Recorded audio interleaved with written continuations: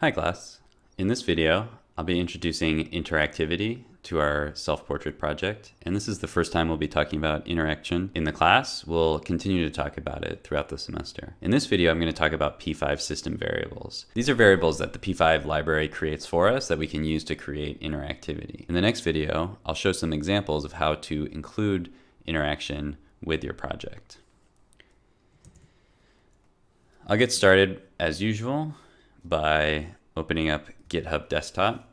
Looks like I changed something about the self-portrait. I think I just took out a line, so I'm just going to commit that.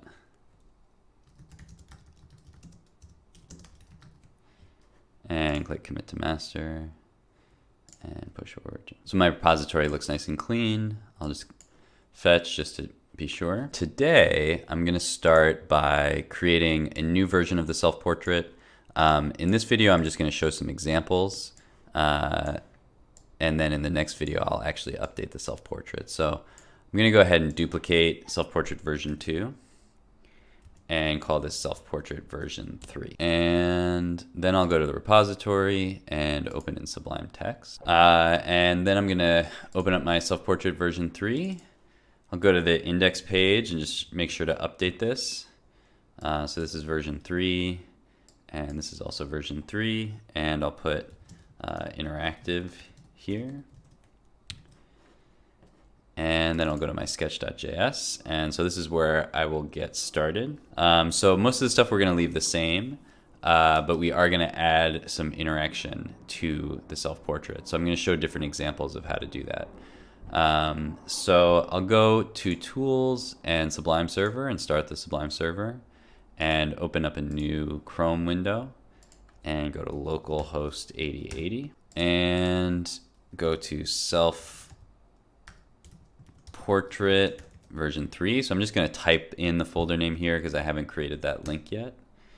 And so there's our self-portrait version 3, which is going to be interactive once we learn a few more things about JavaScript and P5. And so I'm just going to open up the console just to have that ready if I need it. And so to start, I'm just going to demonstrate a few different things about P5. So I'm actually going to just comment out my self-portrait for now and just leave that background and just demonstrate a few things here. So I'll leave my variables and all that stuff here and just start with this blank self-portrait. So I'm just going to demonstrate a few different things here and then we'll look at how to add those things into making the self-portrait interactive. So one thing that I do want to review is the setup and draw function. So we have our setup function, and that creates the canvas, and we might also initialize some other variables. And then we have the draw function. And the draw function is what actually is going to, draw our graphics or other things on the screen. And the thing that's different about these two is the setup function runs once. And it just creates the canvas. We only need to do that once, and then we can draw on it. The draw function, however, is running repeatedly, and it's redrawing our graphics over and over again throughout the duration of our program for as long as it's open in the browser. And the thing that's nice about that is that it allows us to do things like interaction and animation. So if we only drew our scene once, we might draw our self-portrait, and then it would stay there, and then nothing would change. But with the draw loop, since we're refreshing the page, the next time I draw the self-portrait, I might draw it over here. Or, I might just move it slightly over and then keep moving it over. And then eventually, I can create an animation. So let's visualize what that looks like real quick. So let's say if I have my draw function and I have like an ellipse. So if I draw an ellipse at 100, 100, 100, just really simple, I'm just going to have a circle on the screen. And nothing's going to change regardless of whether I have the draw function or not. So let's imagine for a second I just delete that and I just have the setup function. It looks exactly the same, right? So the draw function, in order for us to actually take advantage of it, we need to update what's happening on the screen. And so I have this X variable up here. I'm just going to use that for now. So when I put X into the ellipse, so it moves over to the other side of the screen because that value is different. So we can move that back if we want. I can move this to 100. Okay, so now we still have the same thing, but because we have x, which is a variable, I can change x, so I can increment x. So here's a way I can increment x. I can just say x plus plus. We probably haven't talked about this before, but this is just a shorthand for x equals x plus 1. So we're just adding 1 to whatever the value of x is. And so now we have this very simple animation. So we're moving the circle 1 pixel per frame. And because the draw loop is constantly rerunning and drawing our graphics again, we get to see that change. And because it's happening gradually, we see it as an animation. Okay, so even though what's really happening is we're just drawing the same picture over and over with a slight change in the X position, it appears as an animation because our brain, when we watch this, we see this as motion, even though it's really just a bunch of graphics being rendered one frame after the other. One way that we can visualize that is if we take out the background. So if you take out the background, now you see that because the circle isn't getting covered up each frame, we actually see the history of all the circles that are being drawn, which creates the smudge on the screen that you see now. And if we change the value of x, we'll be able to see that even more dramatically. So if I say x plus equals 5, again, this is just shorthand for x equals x plus 5. So we're taking the value of x plus 5 and then assigning it back to x so that it stays the same. So if I say x plus equals 5, now you can start to see the circle moves a little faster, but we can also start to see, the different circles. And if I said x equals, plus equals 50, you see all the different circles. So when we take out the background, we see the history of those graphics. We can see that our draw function is actually drawing the graphics over and over again, which is how we create what looks to the user like motion. So let's go back to 1. So now we can see that motion. So that's why we have those two different functions, the setup function and the draw function, because we don't want to create the canvas over and over again. We don't want to do that every frame because we only need one canvas. But we do want to update our graphics so that we can create simple animations and interactions. So that's the difference between setup and draw, and that's why we have those two functions. So one thing to note real quick, we talked a little bit about this in the previous video on variables, but this is an issue concerning the idea of scope. And scope just means where do our variables exist. So because our x variable is up here in what we call the global scope, that means that x, when we use it down here, is not being created for the first time. We're just referencing this value that we initialized x at. So that's why we need to use a global variable in this case.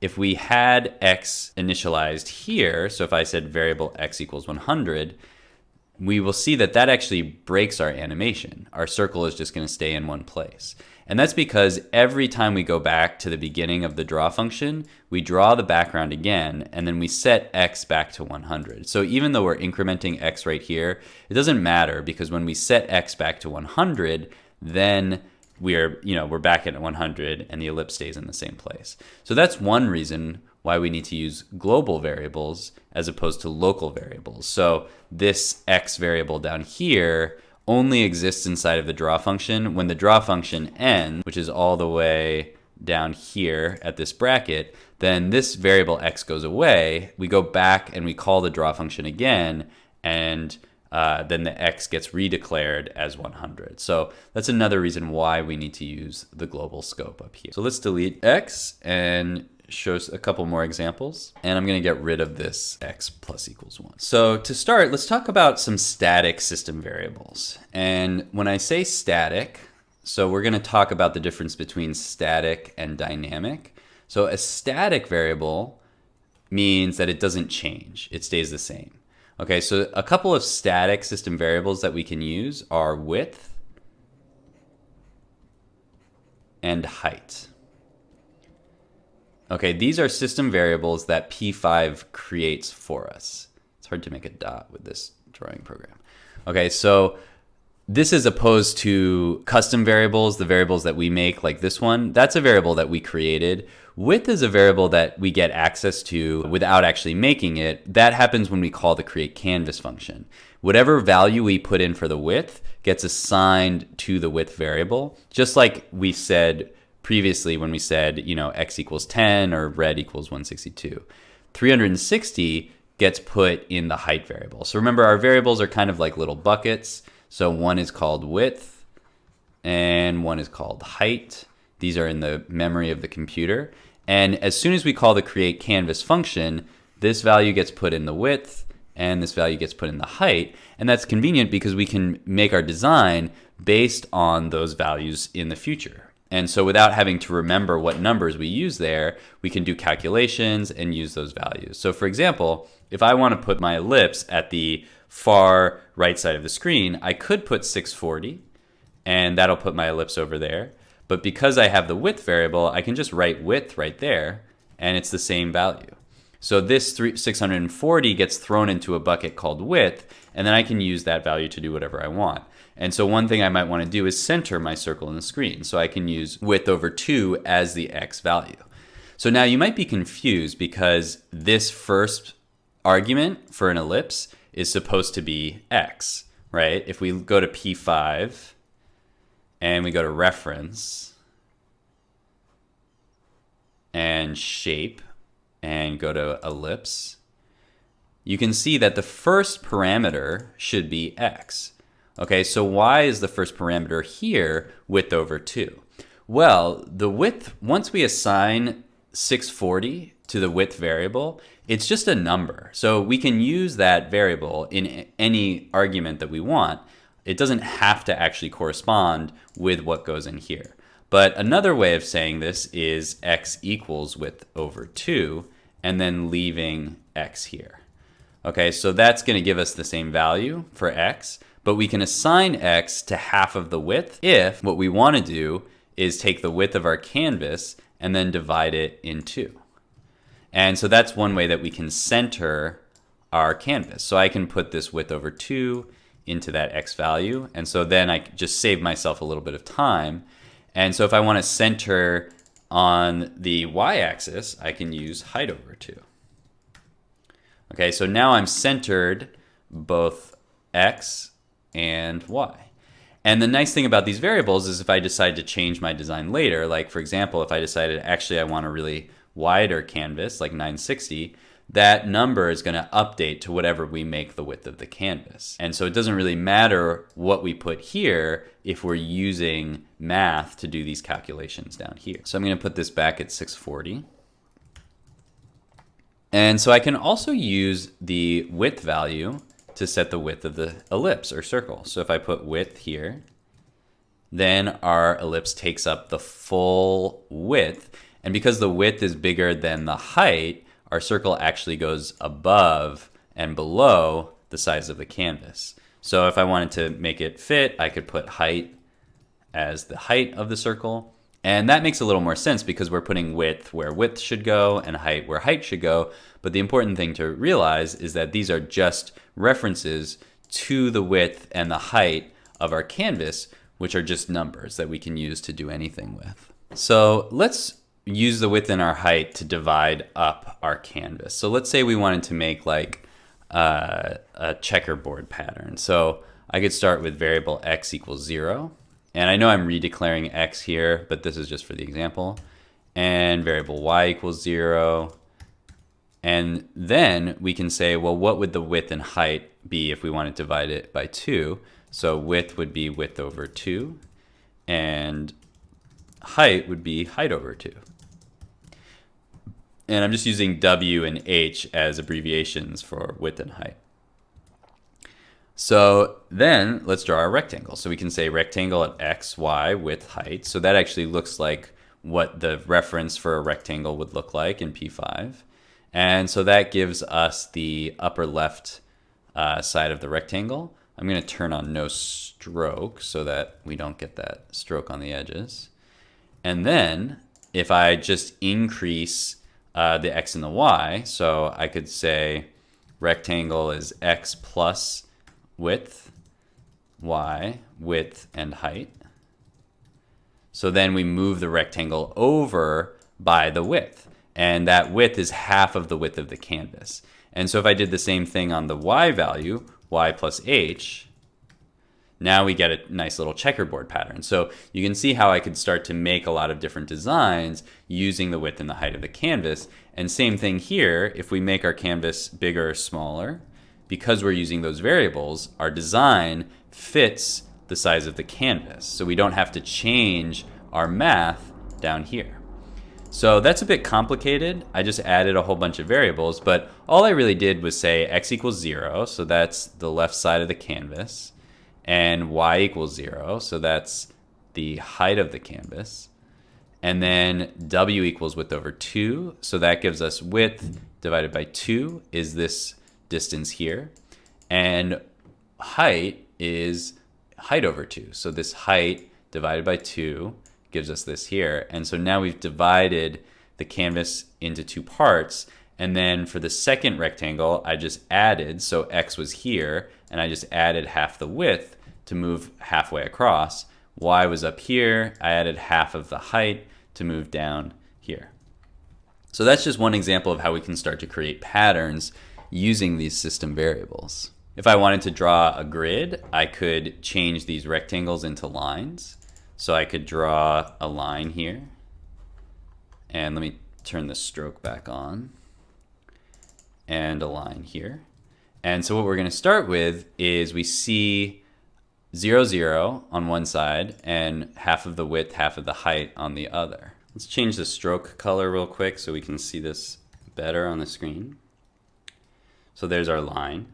So if we wanted to move our line so that we were dividing the canvas by the height and by the width, we'd have to move this point down halfway and this point over halfway.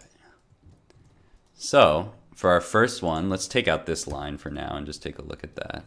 So we have to move y halfway down the canvas. So you'd have to say y plus height. Okay, and if we wanted to go all the way across the canvas, we just use the width value.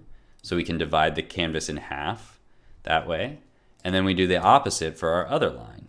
So we'd say line x plus w, y, and then x plus w again for half the width.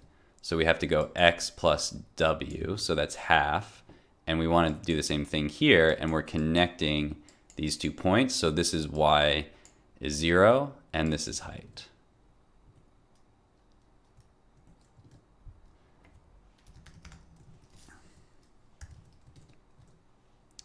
So we can divide our canvas into 4 quarters using the just simple math, just dividing the width by 2, height by 2, this is 0, this is 0, and then we're just adding the height here, adding half the width here, and we can create those lines. So those are our static system variables. We're going to be using those a lot throughout the semester just to do simple things with our canvas, just to know that we're sort of like inside the boundaries of our canvas. So let's delete these and then look at another type of variable. So that was static system variables. And so remember, static means that things stay in the same place. So once we set width and height, they don't change. So static variables don't change. Dynamic variables do change. So dynamic variables change throughout the course of our program. So some of those variables that we'll look at are mouseX. MouseX is the position of the mouse on the x-axis, and mouseY, the position of the mouse on the y-axis. We'll also look at frameCount, which is how many frames have gone past since the program started. So these are variables that change as our program is running, and so we need the draw loop to make changes so we can see what's happened. So let's start simple with mouseX and mouseY. So let's say I have variable x equals mouseX. Okay, so we're just using this as a shorthand to say like this is, you know, the x position that we're using, y equals mouseY. It's also totally fine to just throw these variables inside the function arguments. And so then I'm going to draw a line between x, y, and 0, 0, so the origin point of the canvas. Okay, so now we see that line, right? One end of the line is matching the mouse. The other end of the line is stuck to the upper left corner where we have 0, 0. Let's make that line a little bit more visible. Let's say stroke is 255 and stroke weight is 10. Okay, so see how that line moves? And again, this is because we're using the draw function. So if I take the draw function out for a moment, Now, whatever our line is at the beginning is just where it stays. So it's just at 0, 0. So if I put the draw function back in, now we're drawing the new graphic so we can see it change over time.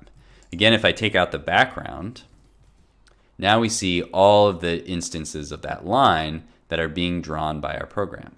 So that's kind of a cool effect. You might want to use that at some point. You don't always have to be drawing a background. But by leaving that background in there, we cover up all those previous lines. And that way we create the illusion of interaction, where we create the illusion of motion. So let's say we wanted to draw something. So we can get rid of these variables. Now that we understand what they're used for, we can just put them directly into our arguments. So let's say we want to draw a line from mouseX, mouseY. Now I'm going to introduce a new system variable, pmouseX and pmouseY. So I'll show you what this does, and then you can probably guess what that means. Okay, so look at the line that's being drawn. Let's turn off that background. I'll just put the background actually in setup so it just draws once. Now do you see we're creating a drawing? This line is following our mouse, but we're also seeing it stay on the page because I'm only drawing the background once at the beginning. So what that does, pmouseX and pmouseY, you might have guessed, is the previous position of the mouse. So from frame to frame, our mouse changes position. And so we just keep track of the previous position, which makes it easy to do simple things like draw a line or calculate how fast the user's mouse is moving. So another thing that I can do here, let's see that stroke weight. Let's visualize how fast the user's mouse is moving using the stroke weight. And so what I can do is say speed equals mouseX minus pmouseX. So the difference between those two values. And then what we'll do is use the absolute value of that speed so that if it's negative, we still get a positive number. So I'll put speed in there. So now if I go really fast, this is only in the x-axis because I'm just using x, then we see a really wide stroke weight. If I'm going slow, then we see a smaller stroke weight. Okay, so we can use those numbers to create different types of lines and different types of interactions on our screen. So that's mouseX, mouseY, pmouseX, pmouseY. And record user input is using events. In P5, we use separate functions for these events. So we'll actually add some new functions beyond just setup and draw. If we go to the P5 reference, we can find these as well as the mouseX and mouseY variables that we were just using under the events section. So in events, we can see everything that we can do with the keyboard, the mouse. We can even use acceleration like you have with a mobile device that has an accelerometer inside of it, or touch like you can with a touchscreen. We are just going to focus on the keyboard and the mouse. So we used mouseX, mouseY, pmouseX, pmouseY. There's a whole bunch of other things down here that we can use. We can also use a keyboard, which I'll go over in a later lesson. So we'll take a look at how to use things like mousePressed, mouseDragged in our function along with our system variables. So let's set up our line again. So I'll set the stroke to 255, stroke weight to 10, and we'll draw a line again between mouseX, mouseY, pmouseX, and pmouseY. And I'm going to move the background into setup. So now we can kind of draw a line.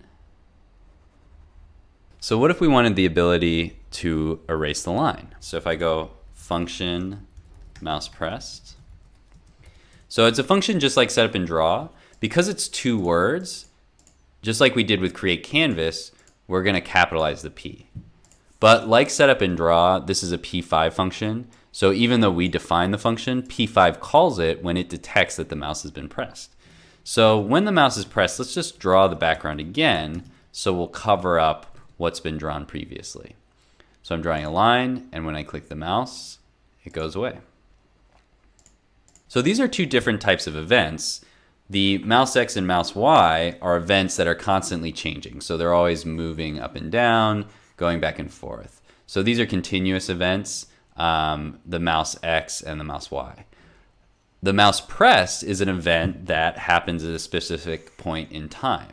So it might happen here, it might happen here, but we can detect when the mouse is pressed by using the mousePressed function. We can also use mouseDragged, which is going to detect when we drag the mouse. And this will be really useful. We can put our line in there instead. So we'll only draw the line when we're pressing and moving the mouse. So I'll say mouseDragged here. And I have to remove the line from draw. So now I can click and hold the mouse, and then when I release, I'm not drawing anymore. So this is more like a typical drawing application where I actually have to be holding the mouse to make my drawing.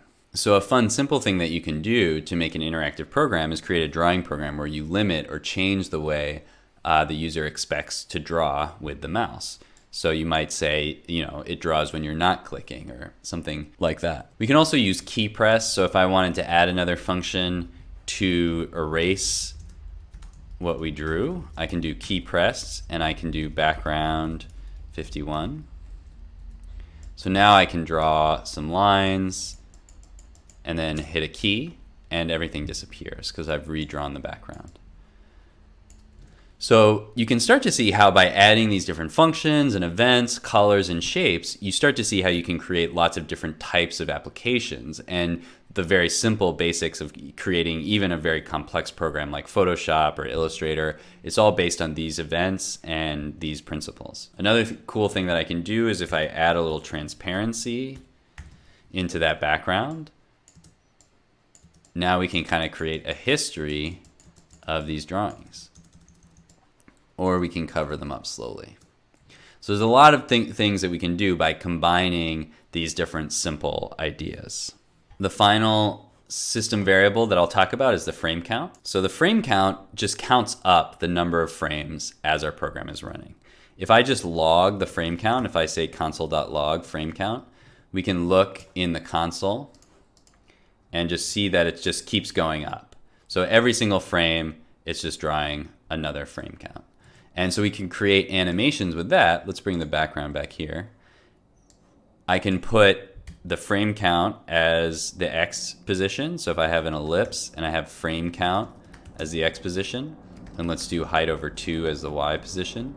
And let's say the width, the size is 100. So the frame count is moving this ellipse across the screen. But I could also use the frame count as the size of the ellipse. So our ellipse grows as the frames continue. So far using these system variables, we can make simple animations like things growing or things changing over time.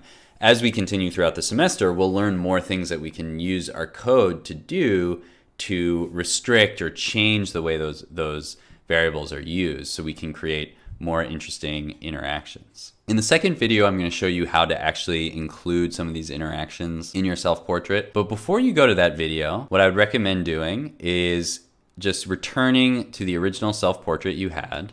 So I'm going to go back and bring my self-portrait back in and try just putting some of these values in different places. So I can center my character. One thing that I want to show you guys that you will run into, you might say, okay, I want to center my character, so I'm going to set the X value to width over 2. But you're going to get an error here. Okay, so remember we got this uncaught reference error when we talked about that in the debugging lesson. So it says width is not defined. And that's because createCanvas is the function which actually defines the width.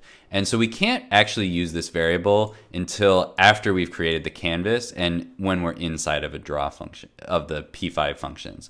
So one way that I can take advantage of this is I can move my X value here and then change the declaration. Okay, so that's one way to use the width before I get to my draw function, is I can just put it in my setup function. So that's another thing that the setup function would be useful for. So I can center my self-portrait, but I recommend putting in the width, height, mouseX, mouseY, and frame count. Just put them in some random places and just see what happens. So like if we put mouseX here, okay, so we can start to see that my character's face is moving. And so I can kind of create an interesting animation like that just by moving the mouse and changing the way that the character looks. So that's kind of interesting. If I switch that to mouseY, now it changes based on the mouse moving up and down.